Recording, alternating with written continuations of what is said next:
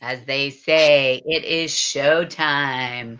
So, hey, everybody, welcome to Mega Marketing Monday. Woo-woo! Um, Mega Marketing Monday. my partner below, Mr. Ramos from Guild Mortgage, is here with us today. Say hi, Carlos. What's going on? Hopefully everybody had an awesome weekend and ready to rock and roll and get going. Just because it's Monday does not mean you don't stop doing business and marketing, right, Dusty? Yeah, marketing's 24/7, as you all know.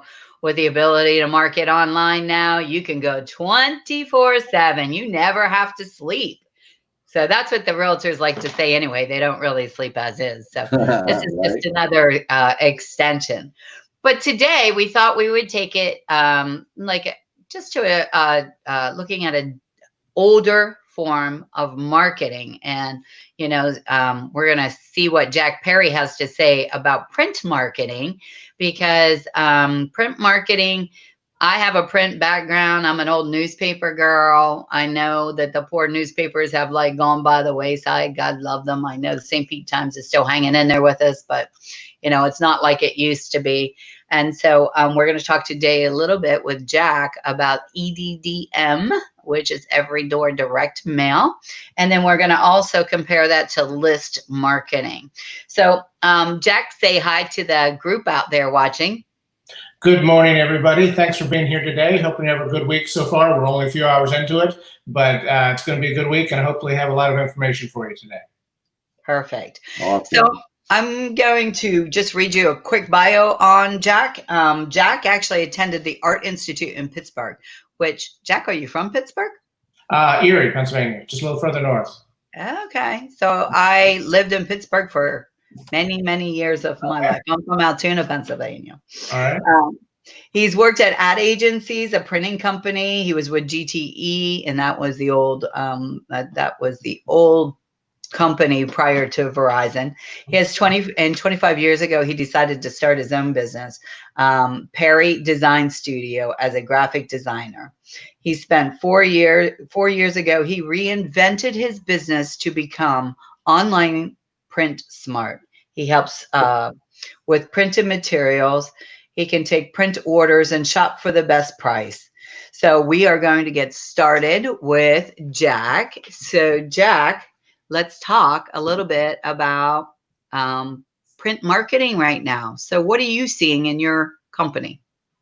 I'm still pretty busy doing print marketing. It's not quite hanging on like St. Pete Times is, but yeah, I get a lot of work, real estate, roofing companies, a lot of people in the construction trade, home services. The first thing I'm going to be talking about is Every Door Direct Mail, EDDM. It's a program that's put on by the Post Office, U.S. Post Office, and it is designed mainly for hitting every single home in a route. Now, a route is smaller than a zip code. The zip code encompasses several routes, and a little bit later in the show, we're going to go literally over to share my screen and show you the difference between them, how to choose routes, how to choose just residences instead of businesses, because sometimes they combine the two. And pretty much this is just going after residential. I don't use it for my own business because I'm going after businesses. Gotcha. I target customers, and so I don't really use EDDM, but I have used it to great effect for, like I said, a lot of real estate people. I can let you know what's going on in the industry now, and as far as roofers and things like that. So those are the two things I'm mainly going to go over. Sweet. Okay. And, so when what size, when it comes to marketing for a real estate agent, what size of mailing piece are you seeing that is most effective? They usually start out with there's only certain sizes that are allowed, and the post office allows 12 different sizes. They're always adding new ones, but the smallest one that I do is 6.5 by 9. So that's a fairly good sized postcard. It goes up to 9 by 12. So yeah, I was going to say that's not small. So that is not small. That's a good size. No, but the good thing with Every Door Direct Mail is the postage is exactly the same whether you go 6.5 by 9 or 9 by 12. It does not matter. So if you, of course, the printing is a little bit more because it's more ink on paper. But again, what I'm going to go over a little bit is ways to help keep costs down. Well, I'll just go over that now. Two of the ways to keep costs down is to have the postcard generic enough where there's no dates on it. There's no coupons, expiration dates, things like that, where it dates the postcard, and you can print more of them at one time. With printing, the economies of scale, the more you print, the larger quantity, the less per piece it is. All the work in printing is up front. So getting it ready to put on press. As soon as it's on press, it goes ding, ding, ding, ding, ding, ding, it runs off really, really quickly. So it's just ink and paper at that point. So just keep in mind that if you're planning on using a postcard for several mailings, I would get them printed all at one time. We can store them here. My wife doesn't like me saying that, but store them here. Right, in the garage. Yeah, in a garage or in an air-conditioned room. I have an extra empty desk. But I keep them here and I deliver them to the post office as needed. So that's one way to save money. The other way to save money is what's called co-opting. And I do this to great effect with two businesses that are going after the same target market, but that are non-competing. I've had restaurants. I've had a Chinese restaurant on one side and a Mexican restaurant on the other. Imagine buying 5,000 postcards and distributing them and see how effective that is. Now imagine distributing 10,000 postcards, but not paying any more than you did for the 5,000. So it's a great way to do it. You split the cost. One has one side of the postcard, one has the other, and they still hit the same neighborhood. So people look at both sides of a piece of paper. Jack, I'm going to interrupt you right here. So I don't know about you, Carlos, but would you have any interest in maybe looking at that with one of your agents? Yeah, well, that's I was gonna, it's funny you brought that up because I was about to bring that up too. So this is great for like lenders, realtors, co-marketing together, flyers like that. I mean, is there like I'm sure probably somebody's thinking right now, well, what's the minimum order that you have to have? So what would you say to that? Like, is there a minimum 5,000, 10,000, 2,500? What would you say? Like, because we have to think. And I'm only bringing this up because obviously everybody's going to ask the question, cost effective, they're just starting to do postcards, because we know we have to be consistent with them. Sure. So what would be like the minimum order? Say I put something together with a realtor and I say, hey, Jack, we're looking to do a mailing campaign with postcards, me and ABC Realtor. How much, what's the minimum order we have to do? And I'm assuming it's going to be based on the zip code maybe, or? I don't know the zip code, but the route itself. Because there's several routes inside a zip code. So you really just, if you want to target one specific neighborhood, you can go in the EDDM tool, which I'll show you in a little bit, and you can target one route. And when you click on the route, it shows you exactly how many residences are in that route. Gotcha. They usually go mid 400s. I've seen routes over 1,000. Just depends how they divide the route up. But that's not that bad either, though, because if it's 1,000 and you split it with somebody, that can't be that cost of, can't be that bad. Oh, and you have to think about the basic return on investment. What is your ticket item? If your ticket item is a restaurant and you're selling a lunch, it may take you a few lunches to make up your investment. But if it's a realtor, you're selling a house, or if you're a roofer doing a roof, really one in a neighborhood is you're going to make up for several mailings. About the return on investment too.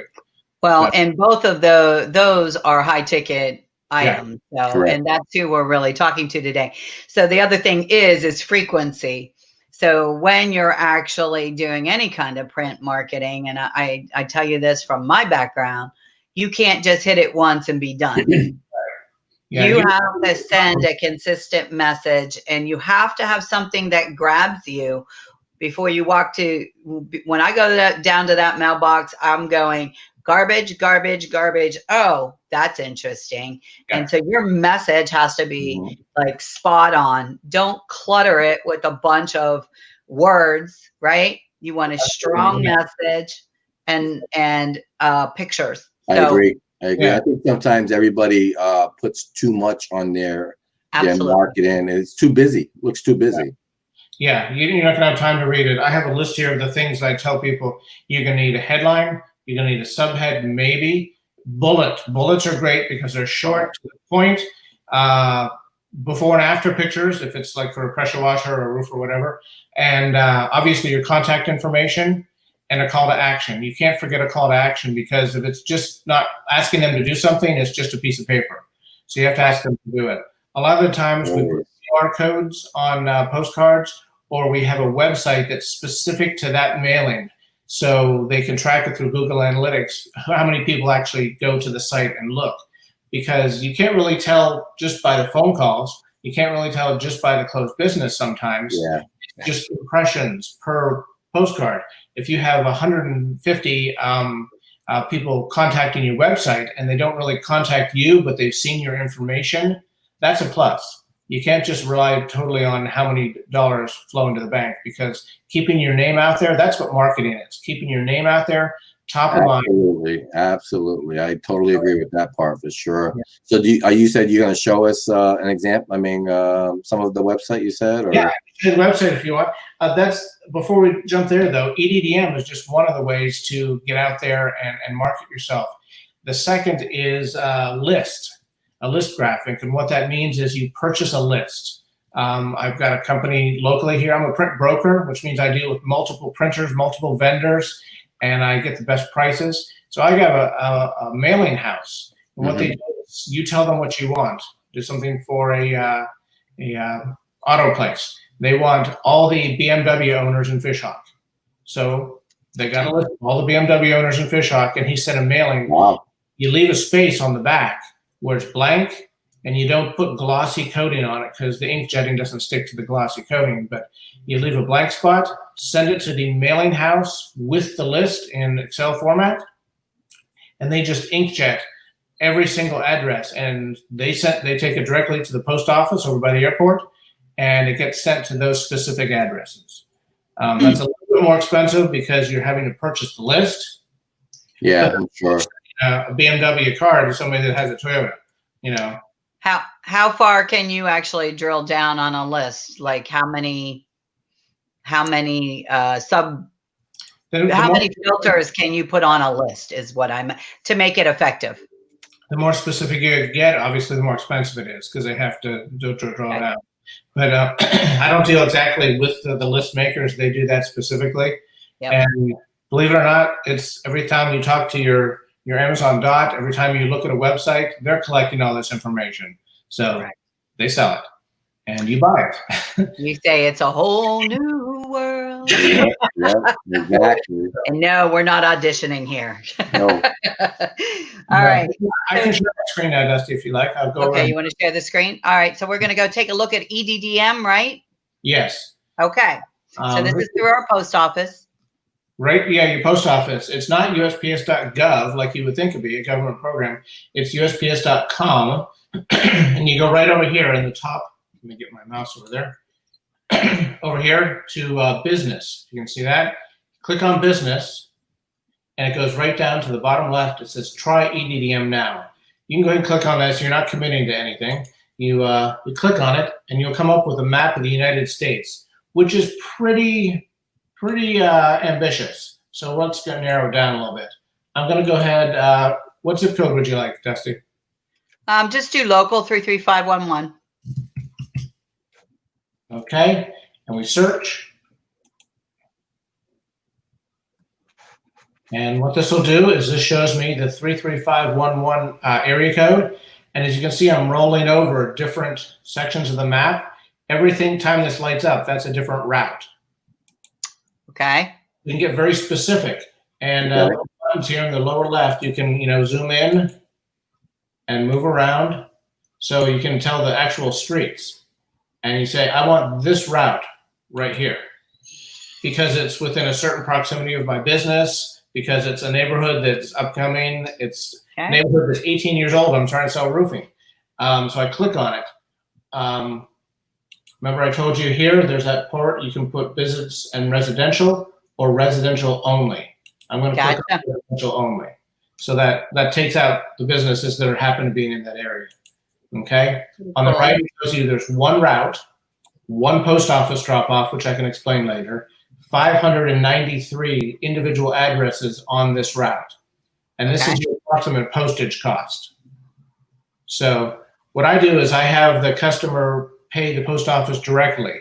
It's $113.26 for 593 houses. So that's, in fact, you hit this little I button that tells you it's 0.19. It's a little over 19 cents per card. So when you think about a stamp, it's 51. What is it now? 55, 50. I don't even know. Yeah, I don't remember last time.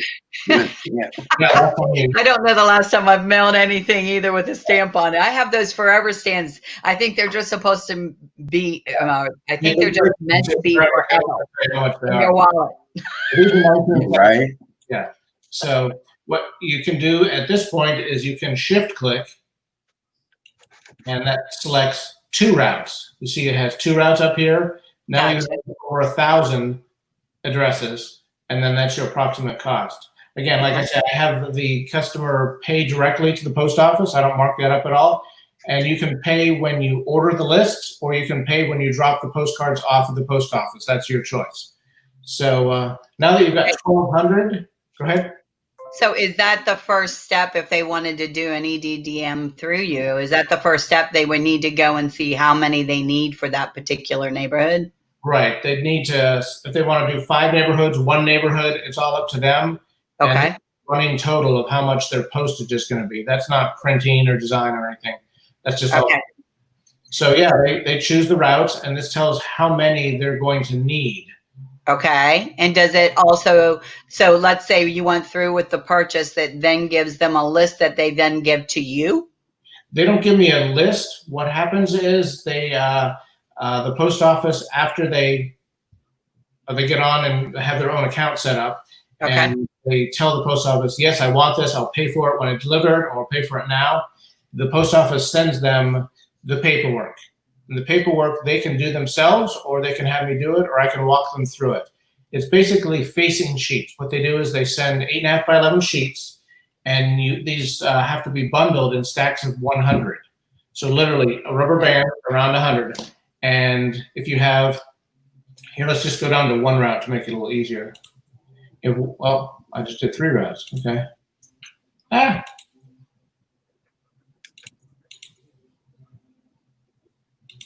Deselect. Okay, I've got 1 route. It's got 593. Now you cannot just buy 593 postcards.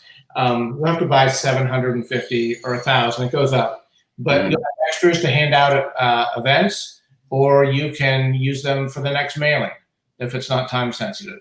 So in this one, there's 593. You'd have 5 stacks of 100 and 1 stack of 93. So you put the facing sheet, you write the date you want it to mail. It's 1 of 6, and this has 100 postcards in it. You put the facing sheet on the bundle, put it in a bin, and take it to the post office. There's a little bit physical thing going on. I don't need a gym membership. I move paper.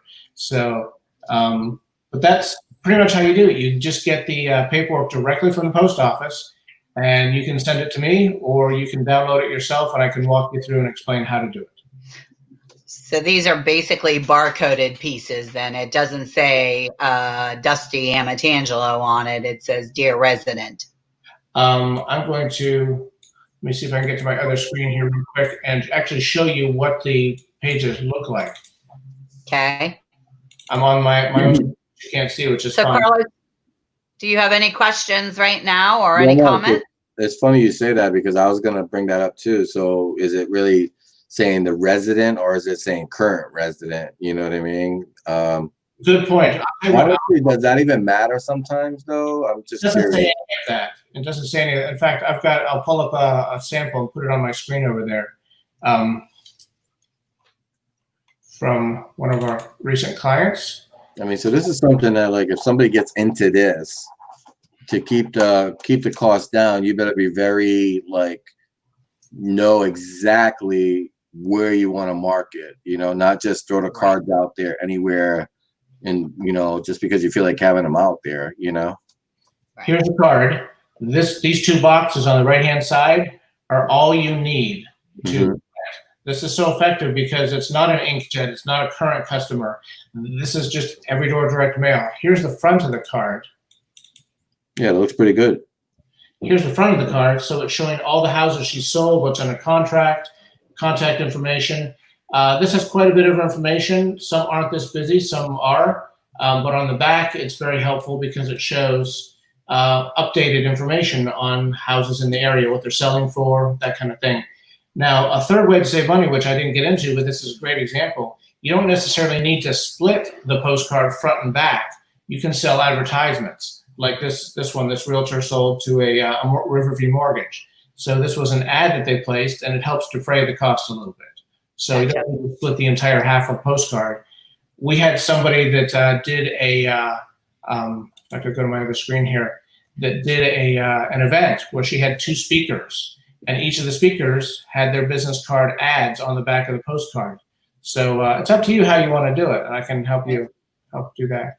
But yeah, that's all you need is those 2 little boxes, and the rest of the back is yours. You don't have to have a big white area for inkjetting. Yeah, no, it looks good. Yeah. So Karen is out there. Hey, Karen, I'm glad that you signed in today. And she's just given Jack a shout out. Online Print Smart is he's awesome with EDDM. So thank you, Karen. I appreciate that. Thanks for joining. Thanks for joining. So we appreciate the comments. Does anybody out there in our audience have a question about EDDM that we could answer for you? We'll give you a few seconds to pop it in the comment section. Well, hey, Jack, so let me ask you this. Is this something that you would advise? I mean, consistency is a factor with this. You have to keep this up. But what would you say? I mean, we're not doing this like on a weekly basis, right? It's usually monthly. Mm-hmm. Yeah, and most of my clients do between 3,000 and 5,000 a month, and they own the neighborhoods. Usually, they do the neighborhoods that they live in because they're familiar with it. They like to get their names out, and it's their own neighbors. So they keep hitting the same neighborhood. Is there any specific time in the month that works better than others? I do them throughout the month, which is good. If they came all one time, I'd probably lose my mind. But yeah. No, I'm just saying that. Have you seen or got any feedback? Like, okay, hey, instead of doing like the first of the month, maybe the mid-month is probably better to do mailings than or the mid and third week, second or third week, versus beginning and end of the month. You know what I mean? Yeah, I have not had the feedback that has told me a certain time of the month is better than others, but they are consistent. If they do it on the first week of the month, that's when they do it every month. That's what I was just going to say. Yeah, they are consistent. They're not all over the board. It's just, I've got some extra money. Let me throw something at the wall. It's consistent, and it's a set-up program. So, yeah. So I definitely think that, I don't think that print is completely dead. There is a process, though. You really must stay consistent. Keep your messages clear. Mm-hmm. Have a call to action. And make sure, yes. And, look at where do you live? That's always your starting point. Like, I always tell people when they're starting marketing as a realtor, like, where's your sphere of influence? Like, do you know your neighbors? If you don't know your neighbors, you should know your neighbors. You're now in the house business, right? So there's a lot of things that kind of go and, play a part here. And it's really important that you're consistently reaching your people in your neighborhood, because that's where you live, right, Carlos? Yeah, they got to build a brand. I mean, you're not going to just sit there and just throw it out there one time and think that everybody's going to get to know you. You know, if you want to build your brand, you're going to have to be out there. You're going to have to be doing stuff like this with the market. I mean, all types of marketing, and especially like this one and everything else, you just have to be consistent. Right, and they need to be ready to sell their house that month. Something happens, they get transferred 3 months down the road, they're ready to sell their house. It's top of mind. You have to be known as the subject matter expert in the area, and giving them free information like that sample I showed you is great. Once you get into the neighborhood, you actually get a house that you have under contract, put the sign up in the front yard. Obviously, that's a great advertisement. But to augment that, you can go 5 houses each side and 10 houses on the other side, put a door hanger, or put the extra postcards that you haven't used. It's just keeping them top of mind. And people do A/B testing too, where they test one color. They test an information postcard as opposed to a just listed postcard. So there's different things they can test. Yeah. And get to the same neighborhood and see which works the best. Yeah, a little A/B testing model, just like they do on Facebook. You know, they got A/B ads just to see what colors and yeah. You know, you got to try it out. You know, I think that's the thing. I've noticed is everybody gets discouraged if it doesn't work the first time. Yeah. Listen, just like everything else, you got to keep going. You got to keep going. You know, you missed that first free throw in basketball. You got to keep shooting free throws to get better at it. You know, that's what I tell my son. So, you know, keep track of your investment, though. I mean, that's the best thing. Keep track of what you've spent in this marketing, in this every door direct marketing, and then also on the flip side, put in how much you've made, how many houses you've closed, how many calls you've gotten, how many referrals that have come through it. So all that stuff adds up. It's not just a sale of a house, but one, keeping yourself top of mind, subject matter expert, referral, just get your name out there. And if somebody hears your name enough, when they're ready to sell their house, they may not get the postcard the day they're going to sell the house, the odds of that, but at least your name's top of the mind. So here's another thing, like, you know, I think we're all just hungry for face-to-face communication right now, you know, with respect to social distancing, of course. But if you're a realtor in your community and you either do or you don't know your neighbors, like, do an event. Use a postcard to send out, you know, do an event, do something that's nice, like a charitable event where you're, I don't know, you're collecting shoes or shoes and socks and underwear for back to school. That'll be here before we know it, right? At least I hope they're going back to school. Have we heard they're going back to school? Yeah, they're going back to school. Yeah, because I mean, I checked on that. They're definitely going back to school. And then Karen has made a good comment. Extra postcards are great for promo items, for swag bags, for charity events. So yeah, so this is a lot of good stuff here that they can use this information for. That's for sure. So yeah, I just threw up something on the shared screen where it was a wine and cheese social. You said some kind of thing other than selling. Whenever you can get in front of your clients and you're not selling anything, that's building a relationship. So here's a wine and cheese social. Save the date. Talking a little bit about it. They have local insurance and title. And they bought those advertisements and got to speak, and they got to meet those people. And of course, this is one that you can't print a bunch ahead of time because it's got a specific date on it. Yeah. That's a real important way to do it. Yeah, I definitely see what you're saying with the dates. I mean, yeah, don't go too crazy, especially if you want to be cost effective with this and do it in bulk.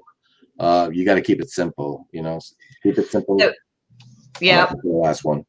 Carlos, anything you want to say before we sign off? I think this is great information for those out there watching right now. I mean, Dusty and I do this every week. We just want to provide as much marketing information out there, and not everything. I think, Dusty, you know, I think a lot of people think that everything has to be social media related. Correct. But that's really not the case. I mean, this is not social media related, and this still get your brand out there and get your name out there. Just another way of doing it. I mean, you have to do something. I can't stress it enough. Do one thing for your business, because just because we have COVID-19 going on right now does not mean take a vacation and get away from your business, because you will regret it when the turkey hits the table, is what I always say. When November comes around, and that turkey hits the table and everybody decides to go on vacation, you're going to be like, oh, I'm going to say a swear word, sorry. You're going to go look back and say, hey, 3 months ago, I should have done something for my business, because this is a business. Get out there, work your business. Yep. How true. One thing is to use this in conjunction with other things like social media. Set up a town meeting where you can just put out there and say, listen, we'll answer all your questions about the rates that are going on, and what's the shortage in inventory, and how does this affect the price of your house. If you're wondering about these questions, we're having a town hall meeting. Just log into a Zoom and put that right on the postcard. Yeah, I like the idea. So, connect with your marketing. Jack, I want to thank you for joining us, because Carlos and I really have been focusing on your social media platforms, and it is not the only way to get your message out there. I think print coupled with social media is going to be a killer. So I love your idea and suggestion, Jack, about doing a town hall meeting. Let's talk about what's really going on in the marketplace, and then sending them out to your social media pages. That's a great co-marketing. I know I put in the chat that Carlos or I would be more than happy to, talk to you about, splitting the cost of doing an EDDM to see, the effectiveness of it. And then maybe we could come up with some marketing ideas where we could send them out to social media and talk a little bit about what is going on in the marketplace right now. So if anybody's interested, you can reach either of us via personal chat, Facebook. Our phone numbers are scrolling across the bottom. Jack's in the upper right-hand corner for me, and he's he's actually there and able to be a resource for you to talk you through what it looks like to do an EDDM. He seems to be an expert, so use him. Like, use his knowledge, people. You don't have to know everything there is about being proficient with EDDM. So we thank you for signing in today, and we'll be back next Monday at noon, and we'll have a new guest. So thank you so much, guys. Thank you. Bye, guys. See ya.